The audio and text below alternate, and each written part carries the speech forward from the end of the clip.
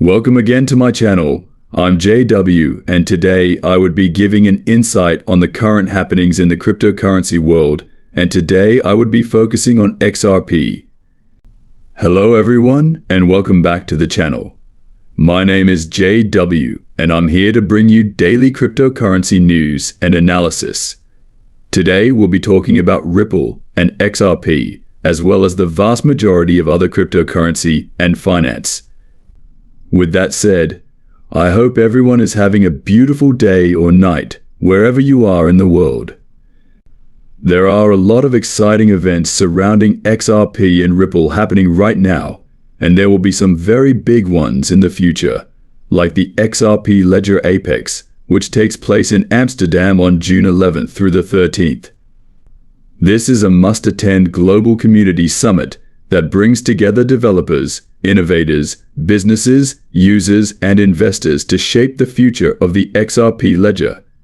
It is hosted by Ripple and is specifically focused on developers and builders. This is precisely what we need, and more.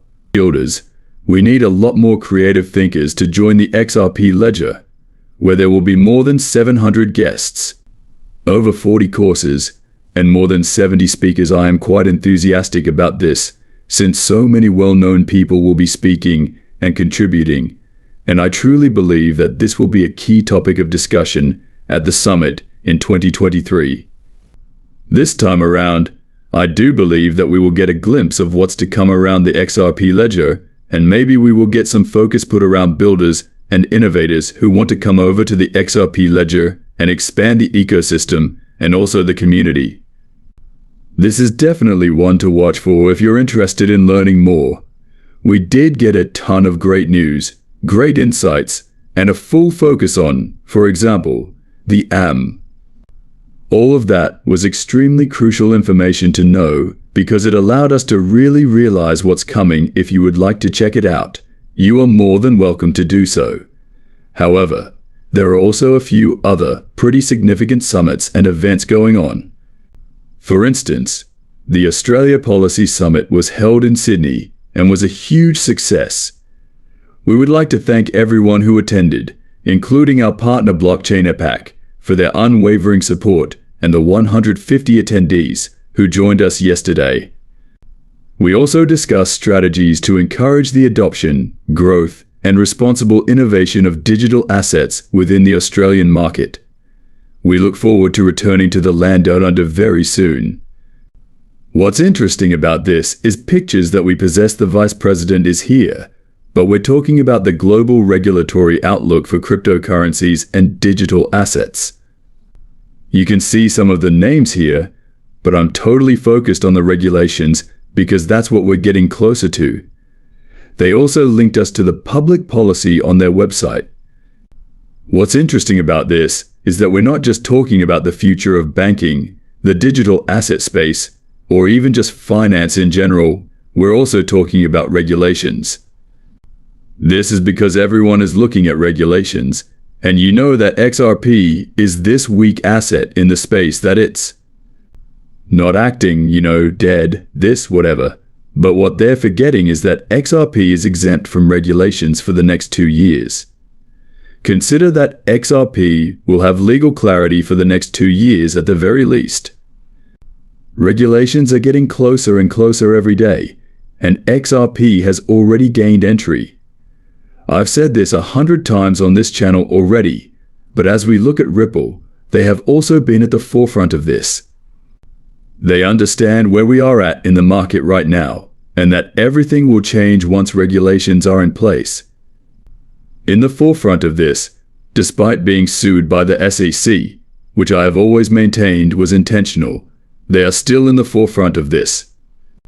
Visit their global policy or global public policy link on their website to see how they have been collaborating with central banks, financial institutions, and regulators worldwide to develop regulatory frameworks for blockchain and cryptocurrency.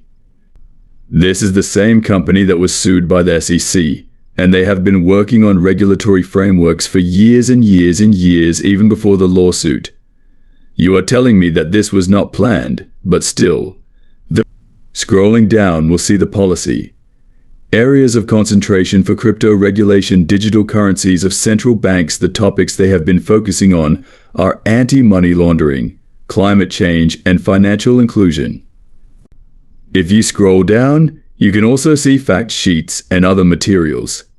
They have an introduction to Ripple cryptocurrency, an explanation of common crypto myths, an introduction to XRP and the XRP ledger, ways to recognize scams using cryptocurrency giveaways, and sustainable features. The SEC VES.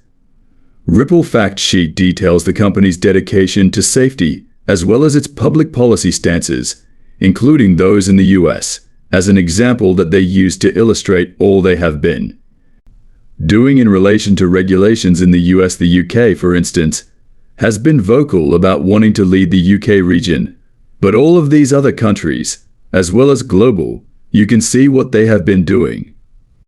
This is all public information. You can click on these to download a PDF file detailing what they have been doing in terms of regulations in particular areas, and how they have been collaborating with regulators to advance public policy surrounding cryptocurrency and this entire space. Additionally, I published a post about this, and I actually quoted their public policy page here at Ripple. And risk management are crucial to your bank, which is why we develop solutions that give you more control and visibility into cross-border settlement, while also meeting the unique use cases that Ripple is concentrating on.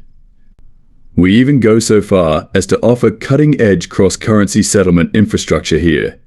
In 3 important areas, Ripple lowers systemic risk. Banks deal directly with one another, removing the need for intermediaries and the associated settlement risk. Banks use the competitive marketplace to obtain liquidity rather than relying solely on one FX provider. Banks utilize real-time communication via Ripple to identify and address payment risk prior to execution and to certify delivery with 100% certainty. However, as I mentioned in this post was about how, as global cryptocurrency regulations get closer, you should concentrate on the companies in the industry that are compliant and transparent. Ripple, for example, is one of the most transparent companies in this industry, and if we look back at all of these documents, I'm pretty sure that this confirms exactly what I said about how transparent they really are. Additionally, for more than 10 years, they have been trying to work with regulators, including the SEC. They have held private meetings with high-ranking officials from the IMF, World Bank, central banks, etc., and they recently joined the BPMI group. And keep upsetting things in the established financial world. Regulations are being prepped, and they are unavoidable with the right rules. 99% of the space will vanish because the bulk of it is just noise. Many people have made money from cryptocurrency over the years, but in my opinion, the majority of wealth created by SL credit comes from mass utilization of the technology. We don't get to that point without regulations, and that's when regulations come into play. I do see a few projects remaining after regulations go into effect, and I did mention a lot of them. Of course, there are others, that 1% that are still here after regulations go into effect. Because of the regulation rug, the majority of the retail audience will be outside nevertheless. Talking a little bit about that, failing to recognize what's coming, and how it will impact the entire area will leave you missing out on one of the major technological revolutions in history. Pool, Massachusetts, stablecoin regulation regulatory frameworks, it's all in progress, and it must be focused on, although I don't particularly like their most recent move, which is to block self-custody. Anderson wrote a fantastic post about regulations and what's happening. It appears that there have been a lot of positive developments in relation to cryptos entering the EU.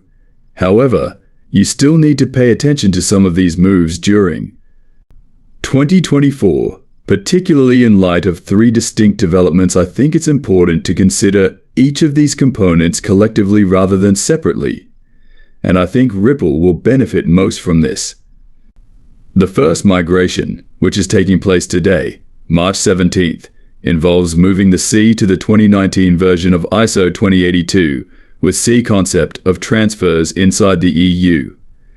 This will make richer data easier to use and other systems.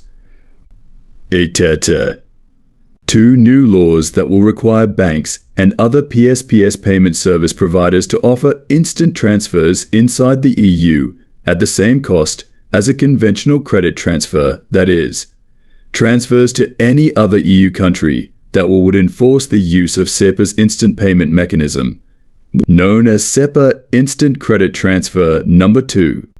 Not more than 10 seconds, this will resolve the issue of the last mile in the EU. It is much simpler to make cross-border payments within the EU if all transfers are instantaneous.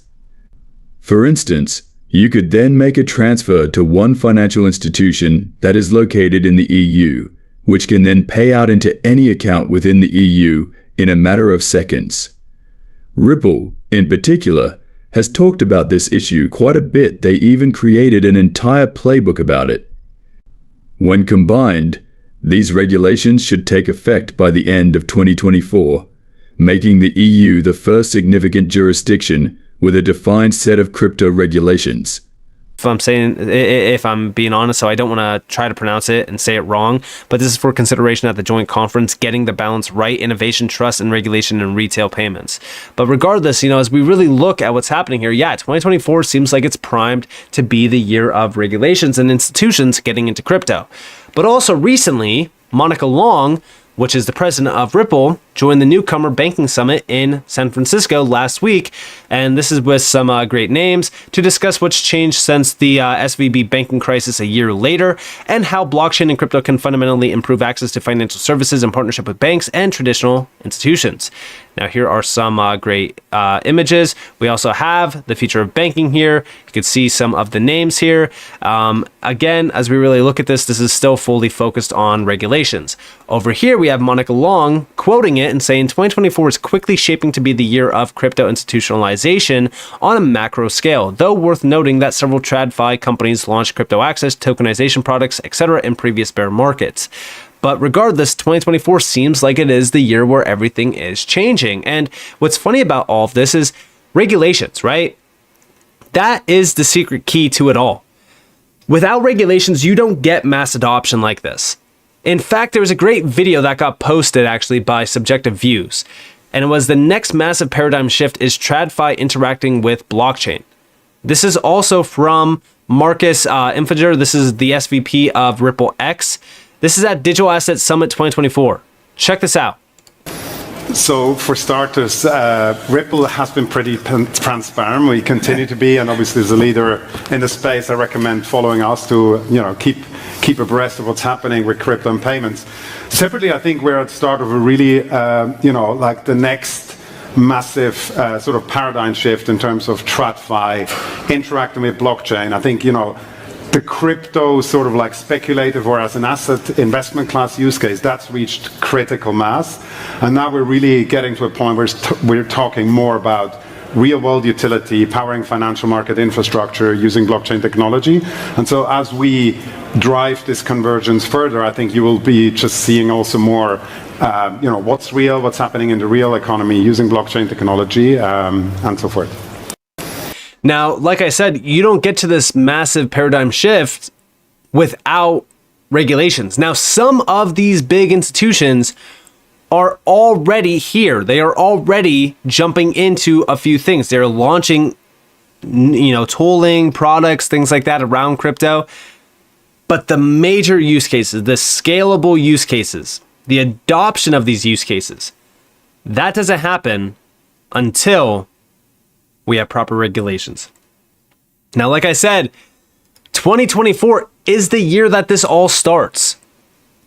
That's why I said, as we inch closer and closer, you need to be focused on these companies. You need to be focused on these projects because you are missing out on a massive opportunity. And Ripple with XRP are at the forefront of this. So with that being said, I hope you guys enjoyed this video. If you guys did, definitely leave a like, subscribe, so notifications on if you guys have more free content. You guys are more than welcome to follow me on Twitter and join the free Discord in the description below. And with that being said, guys, it's been Nick. Thanks for watching. Peace out.